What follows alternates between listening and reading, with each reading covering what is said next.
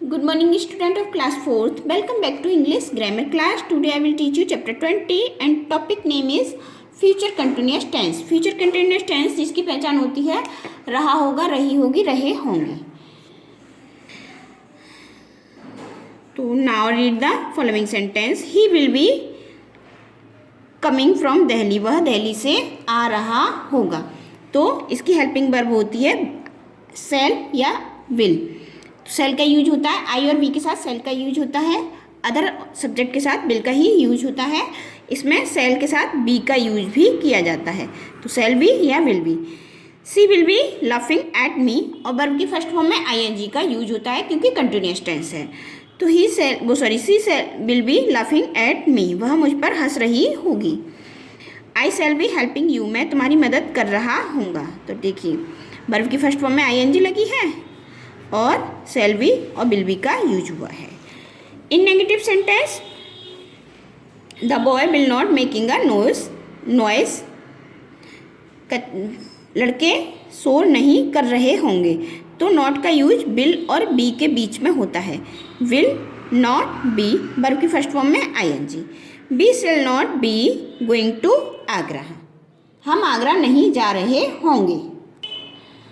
The peon will not be ringing the bell, चपरासी घंटी नहीं बजा रहा होगा. पॉजिटिव रूल होता है आपका सब्जेक्ट प्लस विल या फिर shall plus be plus verb की फर्स्ट फॉर्म में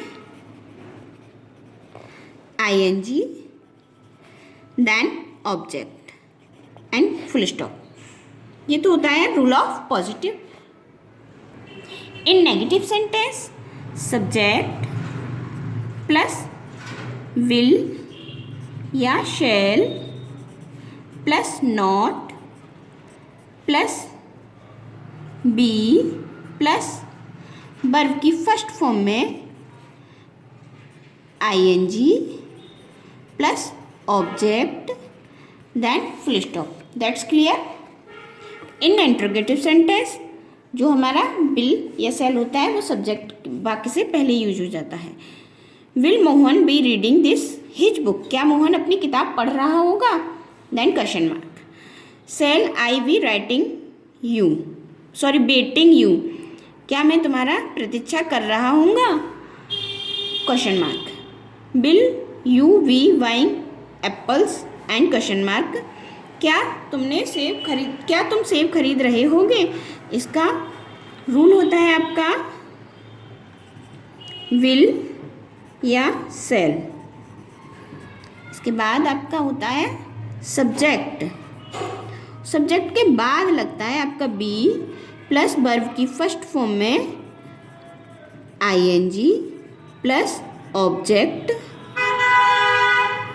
देन क्वेश्चन मार्क. Clear?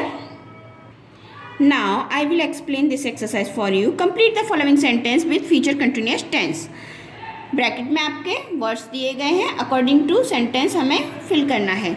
तो कंटिन्यूस है, सब में आईएनजी लगेगा. They will be learning their lesson, the boy will be playing in the field,